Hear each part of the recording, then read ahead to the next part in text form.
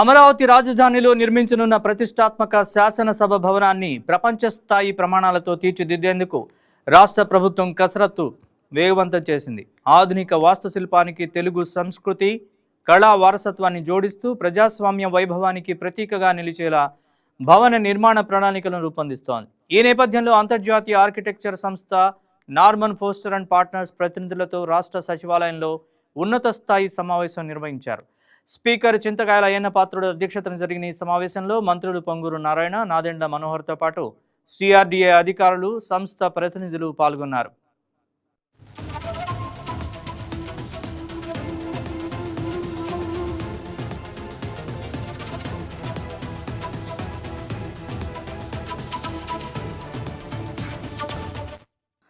ఈ సమావేశంలో శాసనసభ భవన డిజైన్, ఇంటీరియర్ రూపకల్పన, ఆధునిక సాంకేతిక వసతులు, డిజిటల్ అసెంబ్లీ వ్యవస్థలు, అంతర్జాతీయ ప్రమాణాల మీడియా సెంటర్, కమిటీ హాళ్లు, సందర్శకుల గ్యాలరీలు, ప్రజాప్రతినిధుల కార్యాలయాలు, భద్రతా వ్యవస్థలు, గ్రీన్ బిల్డింగ్ ప్రమాణాలు, యూనివర్సల్ యాక్సెసిబిలిటీ వంటి అంశాలపై విస్తృతంగా చర్చించారు. భవిష్యత్ అవసరాలకు అనుగుణంగా సహజ కాంతి, గాలి, పర్యావరణ హిత నిర్మాణం, నీటి సంరక్షణకు ప్రాధాన్యత ఇస్తూ శాసనసభను రూపుదిద్దాలని నిర్ణయించారు. కేవలం పరిపాలనా భవనంగా కాకుండా తెలుగు సంస్కృతికి అద్దం పట్టేలా, రాష్ట్ర ప్రజాస్వామ్య స్ఫూర్తిని ప్రతిబింబించేలా ఆధునిక ఆంధ్రప్రదేశ్ అభివృద్ధికి చిరస్థాయి గుర్తుగా అమరావతి శాసనసభ భవనం నిర్మించాలనే లక్ష్యంతో ప్రభుత్వం ముందుకు సాగుతోంది.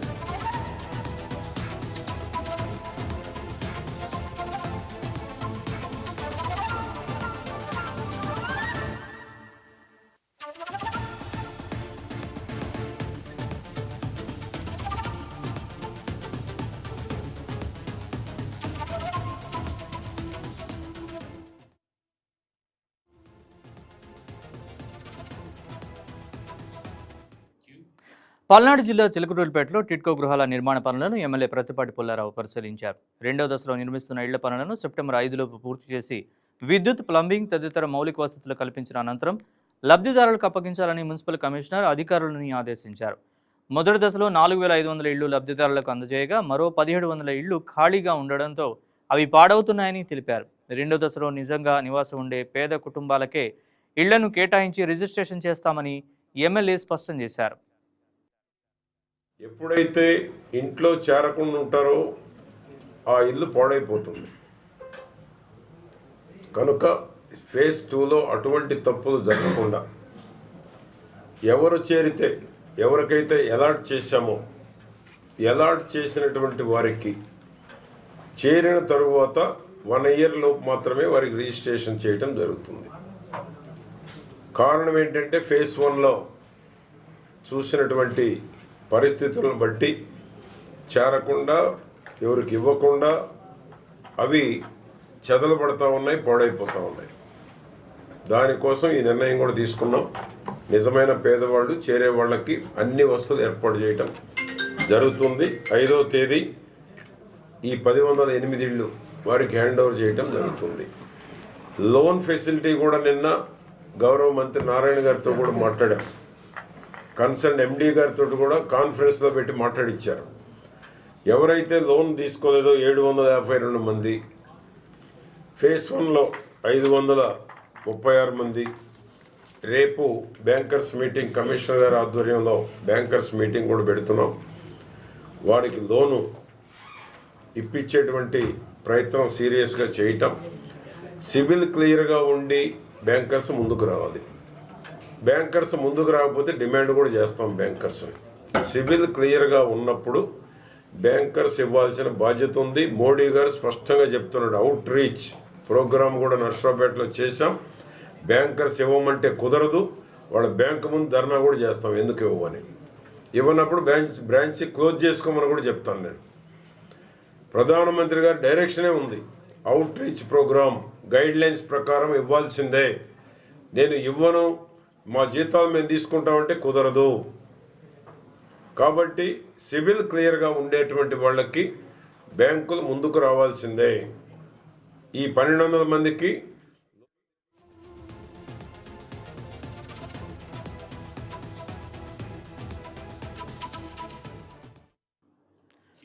విజయవాడలోని ప్రసిద్ధ శ్రీ బ్రహ్మరాంబ మల్లేశ్వర స్వామి దేవస్థానం, శ్రీ విజయేశ్వర స్వామి దేవస్థానాల నూతన పాలక మండళ్ల ప్రమాణ స్వీకార కార్యక్రమాలు ఘనంగా జరిగాయి. ఈ కార్యక్రమాలకు విజయవాడ ఎంపీ కేశినేని శివనాథ్ ముఖ్య అతిథిగా హాజరై నూతన చైర్మన్లు, సభ్యులకు శుభాకాంక్షలు తెలిపారు. భక్తులకు మెరుగైన సౌకర్యాల కల్పనతో పాటు ఆలయాల అభివృద్ధికి పాలక మండళ్లు సమర్థవంతంగా పనిచేయాలని సూచించారు. పాత శివాలయానికి విజయవాడ చరిత్రలో విశిష్ట స్థానం ఉందని, ఆలయ అభివృద్ధికి తన వంతు సహకారం అందిస్తానని హామీ ఇచ్చారు. అలాగే శ్రీ విజయేశ్వర స్వామి దేవస్థానం అభివృద్ధికి ప్రభుత్వం, దాతలు, భక్తుల సహకారంతో వేగంగా పనులు చేపట్టాలని ఆకాంక్షించారు. రాబోయే పుష్కరాల నాటికి ఆలయ అభివృద్ధి పనులు పూర్తి చేసేలా కృషి చేయాలని సూచించిన ఎంపీ ప్రభుత్వం తరపున అవసరమైన సహాయ సహకారాలు అందిస్తామని స్పష్టం చేశారు.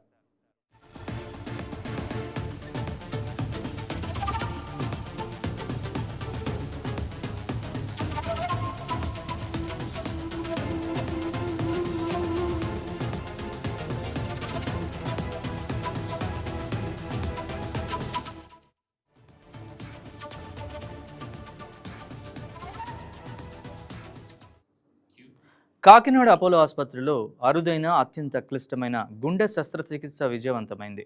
అయోర్టిక్ డిసెక్షన్తో పాటు గుండె రక్తనాళాల బ్లాకులతో బాధపడుతున్న 62 ఏళ్ల మహిళకు వైద్యులు ప్రాణాపాయ స్థితిలో శస్త్రచికిత్స చేసి కాపాడారు. దెబ్బతిన్న అయోర్టాను సుమారు 8 గంటల పాటు శ్రమించి కృత్రిమ గ్రాఫ్ట్తో భర్తీ చేయడంతో పాటు బైపాస్ సర్జరీ నిర్వహించినట్లు అపోలో వైద్య బృందం తెలిపింది. మెట్రో నగరాలకు వెళ్లాల్సిన అవసరం లేకుండా కాకినాడలో అత్యాధునిక గుండె వైద్యం అందుబాటులో ఉందని వైద్యులు తెలిపారు. సో ఇవన్నీ కూడా కారణం. సో ఎలా ప్రజెంట్ అవుతారంటే సడన్గా చాలా సివియర్గా చెస్ట్ పెయిన్ రావటం, అంటే మనకి చిరిగిపోతున్నట్టు, పొడిచేసినట్టు, ముందు నుంచి వెనక్కి తంతున్నట్టు, నడుం నొప్పిలాగా రావటం, ఇలా రకరకాలుగా వస్తుంది చెస్ట్ పెయిన్ అని. దాంతోపాటు కళ్ళు తిరిగి పడిపోవటం, ఆయాసం రావటం, స్వెట్టింగ్, లేదా ఈ న్యూరలాజికల్ సిమ్టమ్స్ అంటే పెరాలసిస్, స్ట్రోక్ లాగా రావటం, కళ్ళు సరిగ్గా కనిపించకపోవటం, బ్లరింగ్ రావటం, ఇవన్నీ కూడా వచ్చే సిమ్టమ్స్ అన్నమాట. యాక్చువల్గా మేడం గారు నా దగ్గరికి ఒక 2 వీక్స్ నుంచి చెస్ట్ పెయిన్ అని వస్తున్నారు. నేను ఆవిడకి యాంజియో చేయించుకోండి అని చెప్తా ఉన్నాను, బికాజ్ ఆవిడకి ఈసీజీలో మైల్డ్ చేంజెస్ ఉన్నాయి. ఆ రోజు వచ్చిన రోజు మాత్రం she was complaining of severe pain. రాగానే మేము క్యాత్ ల్యాబ్కి తీసుకెళ్ళగానే యాంజియో చేయగానే I have noticed a big tear in the aorta. Aorta అంటే మన గుండె నుంచి మొత్తం బాడీకి అంతా సప్లై చేసే ఒక పెద్ద బ్లడ్ వెజల్. దాంట్లో అది పెద్ద టేర్ నోట్ చేయగానే it's called aortic dissection. That's a very surgical emergency and it has to be addressed immediately because అది చాలా త్వరగా వర్సన్ అయిపోతుంది. టేర్ ఏమవుతుందంటే ఎంటైర్ మొత్తం ఆ స్ట్రెచ్ అంతా వెళ్ళి హైపోటెన్షన్కి వచ్చి patient will deteriorate with in minutes అండి. ఇలాంటి వాళ్ళు ఏంటంటే మనం బీపీ చాలా లోగా మెయింటైన్ చేస్తాం. బీపీ పెరిగింది అనుకోండి, ఆ టేర్ ఇంకా పెద్దదైపోతుంది. అది చూడగానే యాంజియోగ్రామ్ అయిపోగానే immediately we shifted her to ICU. యాంజియోలు ఇది నోట్ చేయగానే డిసెక్షన్ వెరీ సివియర్ కాంప్లికేషన్. జనరల్గా ఇలా వచ్చిన వాళ్ళు వెరీ లైక్ 10,000 20,000లో if they make it till ఆ సర్జికల్ ప్రొసీజర్ అయ్యే వరకు కూడా చాలా మంది ఉంటారు. ఆన్ టేబులే they might get arrested, they might deteriorate, they might any time అన్నమాట. Very few people will make with these kind of emergencies. And ఇలాంటివి మన 2 టైర్ సిటీస్ లైక్ కాకినాడ ఇలాంటి ప్లేసెస్లో చేసేవాళ్ళు కూడా we don't know how far people will do అలాగా ఉంటారో లేదే. హైదరాబాద్ ఇలాంటి చోట్ల ఓకే, బట్ ఇలాంటి చోట్ల ఇలాంటి ఒక ప్రొసీజర్ చేయడం వీ ఫీల్ రియల్లీ ప్రౌడ్. నేను కాకినాడలో ఉంటాను. నాకు వెంకటేశ్వర గారి దగ్గరికి వచ్చానమాట. వచ్చినప్పుడు యాంజియోగ్రామ్ అనగానే నాకు అసలు నేను 2 months నుంచి చూపించుకుందాం అనుకుని సరేలే 63 years ఎందుకులే ఊరుకొని నేను మా హస్బెండ్ని ఖండించానండి. వెంకటేశ్వరరావు గారి దగ్గరికి వచ్చాక యాంజియోగ్రామ్ చేశాక చేయించుకోవాలమ్మా అన్నారు. అంటే ఇలా చురుకు పోటు వస్తుందండి. నాకు నొప్పిగా అనిపించేది కానీ నాకు ఇది గుండె నొప్పి అని నాకు తెలియదండి. నాకు తెలియదు, ఆయాసం వల్ల వస్తుంది అనుకున్నాను. ఆయన చూడంగానే చేయించుకోమన్నారు. ధైర్యంగా ఏదో స్టంట్ పడుతుంది అనుకున్నాను నాకున్న నాలెడ్జ్ ప్రకారం. కానీ ఇక్కడికి వచ్చాక ఇవన్నీ పుష్పి మేడం గారు, వెంకటేశ్వరరావు గారు, సందీప్ సారు.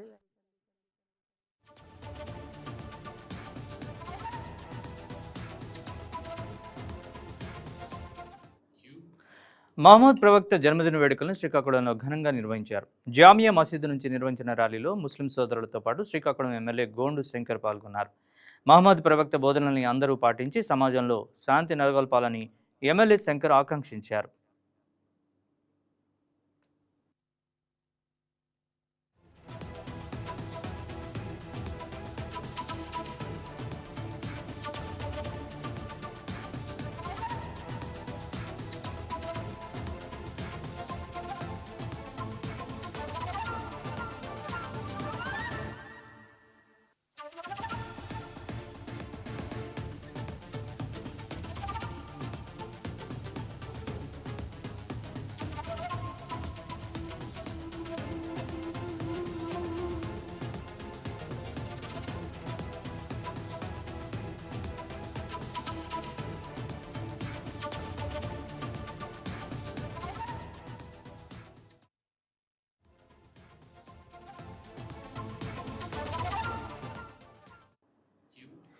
నెల్లూరు జిల్లా రాపూర్లో మిలాదున్ నబీ సందర్భంగా అన్నదానం నిర్వహించారు. మతాలకు అతీతంగా పేదలకు ఆహారం అందించి మత సామరస్యాన్ని, సోదరభావాన్ని చాటుకున్నారు. 12 ఏళ్లుగా ప్రతి మిలాదున్ నబీ సందర్భంగా రాపూర్లో అన్నదానం నిర్వహిస్తున్నామని తెలిపారు. వృత్తిరీత్యా నెల్లూరులో స్థిరపడిన సొంతూరైన రాపూర్లో సేవా కార్యక్రమం నిర్వహించడం ఆనందంగా ఉందన్నారు. కొద్దిగా వృత్తి పనిగా నెల్లూరులో ఉన్నాము, నివాసము. మేము మా పెద్దనాన్న పిల్లకాయలము, మా అమ్మ పిల్లకాయలు అందరూ ఉన్నాము. అక్కడి నుంచి సంవత్సరానికి ఒకసారి మీలాద్ అనేది సంవత్సరం 12 ఏళ్ళ నుంచి జరుపుతున్నాము.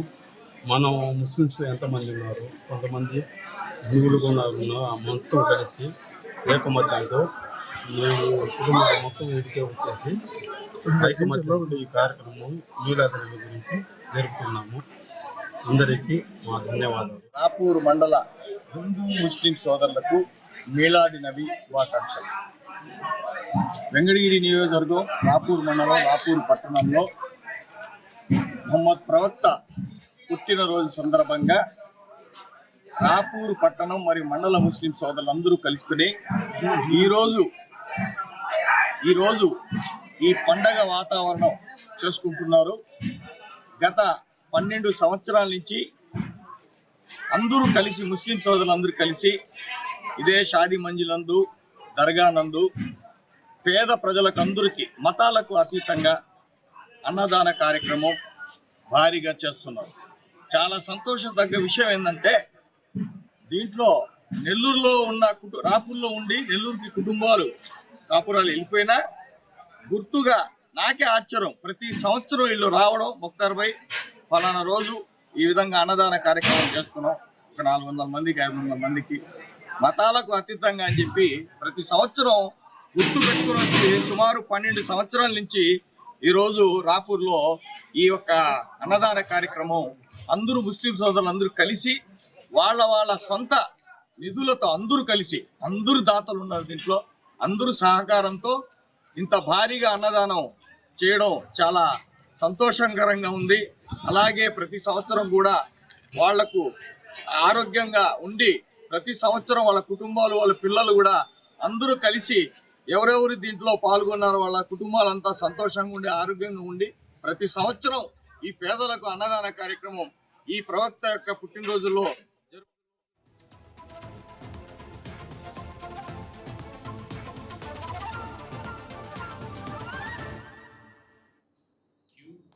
గుంటూరులో జీడీసీఎంఎస్ చైర్మన్ వడ్రాణం హరిబాబుపై వచ్చిన అవినీతి ఆరోపణలపై ఉద్యోగులు, రైతులు స్పందించారు. హరిబాబు బాధ్యతలను చేపట్టిన తర్వాత సంస్థలో పారదర్శకత పెరిగిందని తెలిపారు. ఉద్యోగులకు జీతాలు, ఇంక్రిమెంట్లు అందేలా చర్యలు తీసుకున్నారని, రైతుల సమస్యల పరిష్కారంలోనూ చైర్మన్ చొరవ చూపారని చెప్పారు. హరిబాబుపై వస్తున్న ఆరోపణలు రాజకీయంగా దెబ్బతీసేందుకే చేస్తున్నామని ఆరోపించారు. ఇప్పుడు అలా లేదండి, మ్యాక్సిమం సాఫ్ట్వేర్ అని చెప్పి పెట్టారండి. మనం బిల్లు కొట్టిన క్షణమే ఇక్కడ డిస్ప్లే అయిపోయిందండి ఆఫీస్లో. ఏంటంటే పారదర్శకత అనేది ఒకటి తీసుకొచ్చారండి సార్. మెయిన్గా ఎంప్లాయీస్ ఎవరు పని చేస్తున్నారు, ఎవరు పని చేయట్లేదు, ఎవరు వర్క్ చేస్తున్నారు, ఎవరు వర్క్ చేయకుండా వర్క్ జస్ట్ వచ్చామని చెప్పి చేస్తున్నారు అనేది కూడా ఆటోమేటిక్ అటెండెన్స్ కూడా ఒకటి తీసుకొచ్చారండి సార్ వచ్చిన తర్వాత. దానివల్ల ఏంటంటే ఎంప్లాయీస్కి కూడా ఒక క్రమశిక్షణ అనేది ఒక అలవాటు పడింది, ఒక టైం అనేది మెయింటైన్ చేస్తున్నారు, రైతులకు అందుబాటులో ఉంటున్నారు. దీనివల్ల ఏమవుతుందంటే దానికి రైతులకు కూడా కొంత జవాబుదారీతనం అనేది వచ్చిందండి. వాళ్ళకి అంత ముందు ఉన్నప్పుడు మాది 70 కోట్లు ఉండేదండి మాది టర్న్ ఓవర్ మా సంస్థది. సార్ వచ్చిన తర్వాత అది 100 కోట్లకు పెరిగిందండి.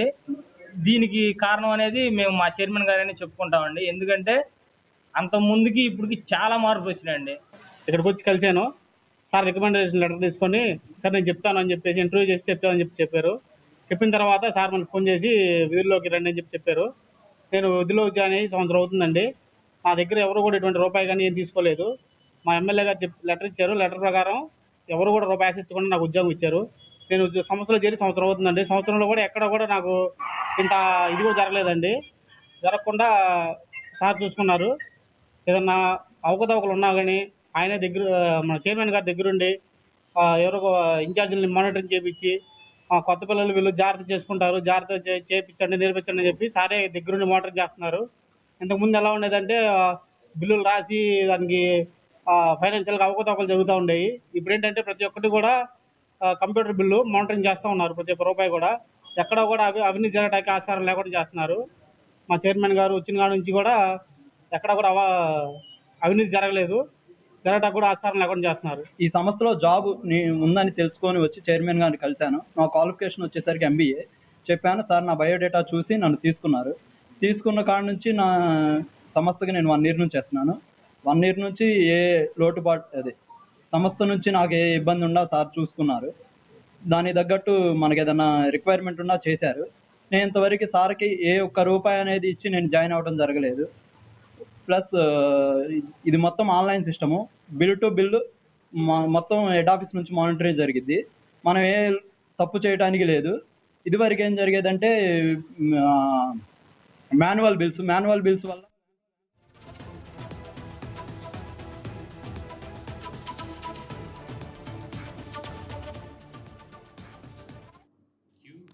మహమ్మద్ ప్రవక్త జన్మదినం మిలాదున్ నబీ సందర్భంగా నందిగామలో ముస్లిం సోదరులు ఘనంగా వేడుకలు నిర్వహించారు. పట్టణంలో భారీ ర్యాలీ చేపట్టగా ఉర్దూ అకాడమీ చైర్మన్ ఫారూక్ షిబ్లీ, సూఫీ మత గురువు అల్తాఫ్ రజా బాబాతో పాటు ముస్లిం పెద్దలు, యువత పెద్ద సంఖ్యలో పాల్గొన్నారు. అనంతరం కొండపల్లిలో ఆషికానే రసూల్ టీం ఆధ్వర్యంలో రక్తదాన శిబిరం నిర్వహించారు. బ్యాంక్ సెంటర్లోని సరాయిఖానాలో ఏర్పాటు చేసిన శిబిరాన్ని ఫారూక్ షిబ్లీ, అల్తాఫ్ బాబా ప్రారంభించారు. మానవ ప్రాణాన్ని కాపాడడం సర్వ మానవాళిని కాపాడడంతో సమానమన్న పవిత్ర ఖురాన్ సందేశాన్ని ఫారూక్ షిబ్లీ ప్రస్తావించారు. పండగ సందర్భంగా ఆర్భాటాలకు దూరంగా సేవా కార్యక్రమాలు నిర్వహించడం అభినందనీయమని అల్తాఫ్ బాబా అన్నారు. ప్రతి ఒక్కరూ అన్నదానం, రక్తదానం వంటి సేవా కార్యక్రమాల్లో భాగస్వాములు కావాలని పిలుపునిచ్చారు.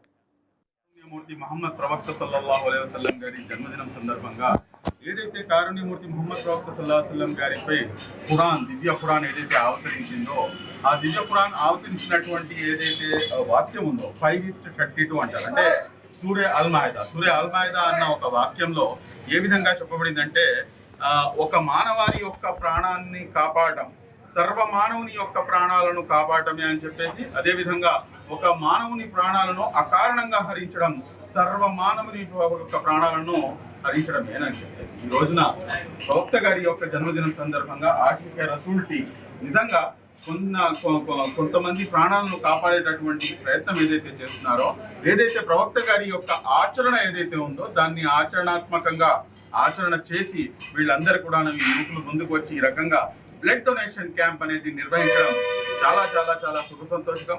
నేనైతే మనస్ఫూర్తిగా వాళ్ళందరికీ కూడాను ఆశీర్వదిస్తూ వాళ్ళందరికీ కూడాను ఒకటే చెప్తున్నాను, ప్రవక్త గారి యొక్క ఆచరణలను మనం కనుక ఆచరణాత్మకంగా ఆచరణలో పెట్టగలిగితే కనుక ఆ రోజు ప్రపంచ శాంతి అతి దగ్గరలో ఉంటుంది అని చెప్పేసి కూడా మనం అందరం కూడా భావించవచ్చు. మన చరిత్ర కలిగినటువంటి కొండపల్లి ప్రాంతంలో ఆషికానే రసూల్ టీం బ్లడ్ డొనేషన్ చేయడం అనేది, రక్తదానం చేయడం అనేది నిజంగా చాలా శుభ పరిణామం.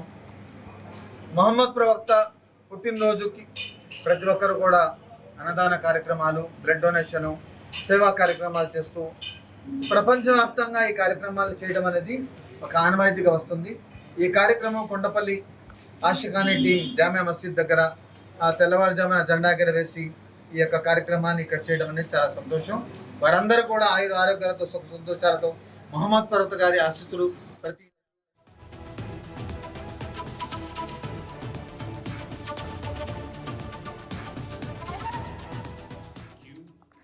నెల్లూరు జిల్లా చిల్లకూరు మండలం తూర్పు కనుపూరు గ్రామంలోని ముత్యాలమ్మ అమ్మవారి దేవస్థానంలో కుంభాభిషేక మహోత్సవాలు భక్తి శ్రద్ధల మధ్య వైభవంగా ముగిశాయి. 3 రోజుల పాటు నిర్వహించిన ప్రత్యేక పూజా కార్యక్రమాల చివరి రోజు మహాకుంభాభిషేకం ప్రాణప్రతిష్ఠ, మంత్రపుష్పం, మహాపూర్ణాహుతి వంటి వైదిక క్రతువులను అర్చకులు సంప్రదాయబద్ధంగా నిర్వహించారు. అనంతరం బంగారు చీరలో స్వర్ణమయంగా అలంకరించిన అమ్మవారు భక్తులకు దర్శనమివ్వగా పెద్ద సంఖ్యలో భక్తులు అమ్మవారిని దర్శించి తీర్థప్రసాదాలు, అన్నప్రసాదాలు స్వీకరించారు. చిన్నారులు సాంస్కృతిక ప్రదర్శనలు ప్రత్యేక ఆకర్షణగా నిలిచాయి. ఆలయ పాలక మండలి చైర్మన్ దశరథరామిరెడ్డి, ఈవో నవీన్ కుమార్, పాలక మండలి సభ్యులు ఏర్పాట్లను పర్యవేక్షించారు.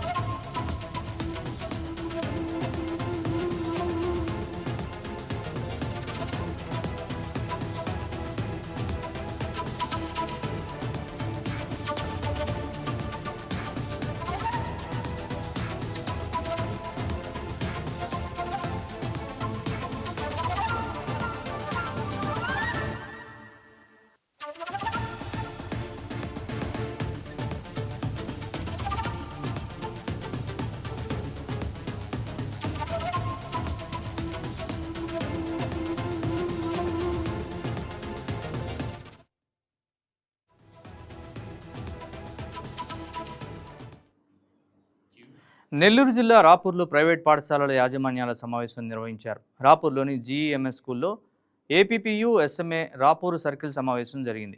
సర్కిల్ అధ్యక్షులు బులగాకుల మునీంద్రారెడ్డి అధ్యక్షతన జరిగిన ఈ సమావేశానికి రాష్ట్ర, జిల్లా స్థాయి నాయకులు హాజరయ్యారు. రాపూరు, కలువాయి, సైదాపురం మండలాలకు చెందిన ప్రైవేటు పాఠశాలల కరెస్పాండెంట్లు, డైరెక్టర్లు పాల్గొన్నారు. పాఠశాలల నిర్వహణలో ఎదురవుతున్న సమస్యలు, విద్యా ప్రమాణాల పెంపు, విద్యార్థుల భద్రత, ఉపాధ్యాయుల నైపుణ్యాభివృద్ధిపై సమావేశంలో చర్చించారు. ప్రైవేట్ పాఠశాలల సమస్యల పరిష్కారానికి సమిష్టిగా కృషి చేస్తామని ఏపీపీయూ ఎస్ఎంఏ నాయకులు తెలిపారు. విద్యార్థుల భవిష్యత్తును దృష్టిలో పెట్టుకుని విద్యా ప్రమాణాల్ని మరింత మెరుగుపరచాల్సిన అవసరం ఉందన్నారు.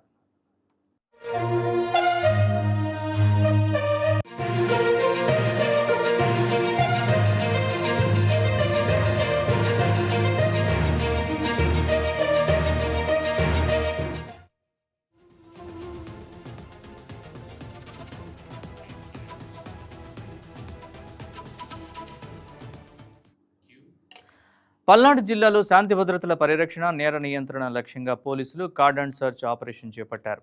అడిషనల్ ఎస్పీ రోహిత్ కుమార్ చౌదరి ఆదేశాల మేరకు గురజాల సబ్ డివిజన్ పరిధిలోని కారంపూడి పోలీస్ స్టేషన్ పరిధి ఉప్పిచెర్ల గ్రామంలో ఈ తనిఖీలు నిర్వహించారు. గురజాల డీఎస్పీ మహేశ్వరరావు పర్యవేక్షణలో ప్రత్యేక బృందాలు రౌడీ షీటర్లు, ట్రబుల్ మాంగర్స్, పాత కేసుల నిందితుల ఇళ్లలో తనిఖీలు చేపట్టి వారి కదలికలపై నిఘా పెట్టారు. ఈ సందర్భంగా సరైన పత్రాలు లేని 18 ద్విచక్ర వాహనాలను పోలీసులు స్వాధీనం చేసుకున్నారు. ఆల్ ట్రబుల్ విలేజెస్లో అంటే ఫ్రాక్షన్ విలేజెస్లో క్యాసో నిర్వహిస్తున్నాం జిల్లా వ్యాప్తంగా. అందులో భాగంగా ఈరోజు మనం ఇక్కడ ఉంపిచర్ల విలేజ్ కారంపూడి మండలంలో క్యాసో నిర్వహించాం. ఇందులో మనం ఉదయం నుంచి సుమారు 5 ఎస్ఐలు, 2 ఇన్స్పెక్టర్లు, ఒక 50 మంది పీసీసీ కలిపి విలేజ్ సరౌండ్ చేసి ఆర్డినెన్స్ చేసాం. ఇందులో దగ్గర ఒక 18 వెహికల్స్ వితౌట్ రికార్డ్స్ దొరికాయి. అలాగే కొన్ని ఇంప్లిమెంట్స్ కూడా దొరికాయి. అవన్నీ రికార్డ్స్ అన్ని వెరిఫై చేసి వాళ్ళకి చర్య అన్ని రికార్డ్స్ అన్ని ప్రాపర్గా ఉంటే వాళ్ళు రిలీజ్ చేస్తాము. అదర్వైజ్ వాటిలో ఓనర్షిప్ వెరిఫై చేస్తాము. జెన్యూన్ వెహికల్స్ కాదా అని కూడా చూస్తాం. ఈ ఎలక్షన్ సందర్భంగా పబ్లిక్ కూడా మేము ఏం రిక్వెస్ట్ చేస్తున్నామంటే ఎలక్షన్స్లో వాళ్ళకి నచ్చిన పార్టీకి ఓటేసుకోవచ్చు, అనవసరంగా అట్లా ఇన్వాల్వ్ కావద్దని చెప్తున్నాం. ఎలక్షన్ గొడవల్లో సో ఒకసారి ఇన్వాల్వ్ అవుతుంది, లైఫ్ లాంగ్ ఉంటుంది ఆ కేసెస్. అందువల్ల వాటిలో ఎటువంటి ఇన్వాల్వ్ కావద్దని, అలాగే పబ్లిక్ని హెల్మెట్ వాడమని వెహికల్స్ డ్రైవింగ్ చేస్తున్నప్పుడు. ఎందుకంటే యాక్సిడెంట్లు చాలా ఎక్కువ అవుతున్నాయి హైవేల మీద. మెజారిటీ వెహికల్స్ మనకి యాక్సిడెంట్లు విక్టిమ్స్ 2 వీలర్స్ వల్లే చనిపోతున్నారు. కాజ్ ఏంటంటే హెల్మెట్ వాడకపోవడం. హెల్మెట్ ఉంటే వాళ్ళకి సేఫ్టీ ఉంటుంది, బతుకుతారు. అందువల్ల హెల్మెట్ మీద కూడా అవేర్నెస్ చెప్పాం. అలాగే డ్రగ్స్, గంజాలు అటువంటివి ఏవి అలవాటు కావద్దని, అటువంటి వాళ్ళు ఏమన్నా ఉంటే మాకు ఇంటిమేషన్ ఇవ్వమని పబ్లిక్ రిక్వెస్ట్ చేస్తున్నాం మీ ద్వారా.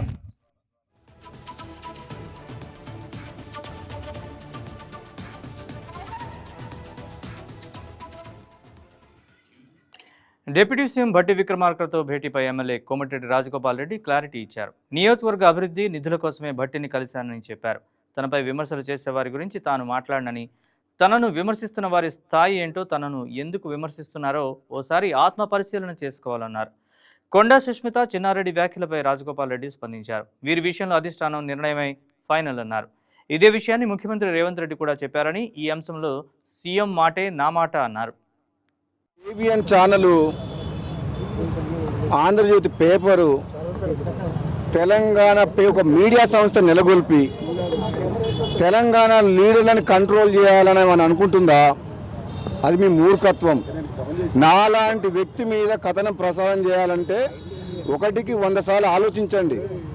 మీకు టీవీ ఛానల్ ఉంది కదా అని, పేపర్ ఉంది కానీ ఏబిఎన్ ఛానల్ లాంటి వాళ్ళు ఏది పడితే అది కథనాలు పెడితే మర్యాద ఉండదు, మర్యాద దక్కదు కూడా అని చెప్తున్నా. మరోసారి నేను చెప్తున్నా, వినండి, వినండి, నేను ఇక్కడ వినండి, వినండి, మీరు వినండి. ఏబిఎన్ ఛానల్ వాళ్ళు ప్రచారం చేసిన కథనం విన్నా. రాములు, నీ గురించి మాట్లాడుతున్నా నేను. మళ్ళీ ఒకసారి చెప్తున్నా, ఏదైనా ఆంధ్ర మీడియా తెలంగాణలో నాలాంటి లీడర్లని వాళ్ళ మీడియా ద్వారా కంట్రోల్ చేయాలని, వాళ్ళకు అనుకూలంగా కథనాలు చెప్పి ఒక బలమైన నిజాయితీ పరులైన తెలంగాణ ఉద్యమకారులను, కాంగ్రెస్ పార్టీ లీడర్లను ఇట్లా కంట్రోల్ చేయాలని, వాళ్ళకు అనుకున్న వ్యక్తుల్ని ప్రమోట్ చేసి ఈ ప్రభుత్వంలో వాళ్ళకు బెనిఫిట్ అయ్యే విధంగా ఒక కీలక పాత్ర పోషించి ప్రభుత్వం వెనక నుంచి నడిపేయాలని కలలు అంటుండ్రేమో. ఇది మంచి పద్ధతి కాదు అని చెప్తున్నా ఆంధ్ర మీడియా అందరికీ ఛానల్.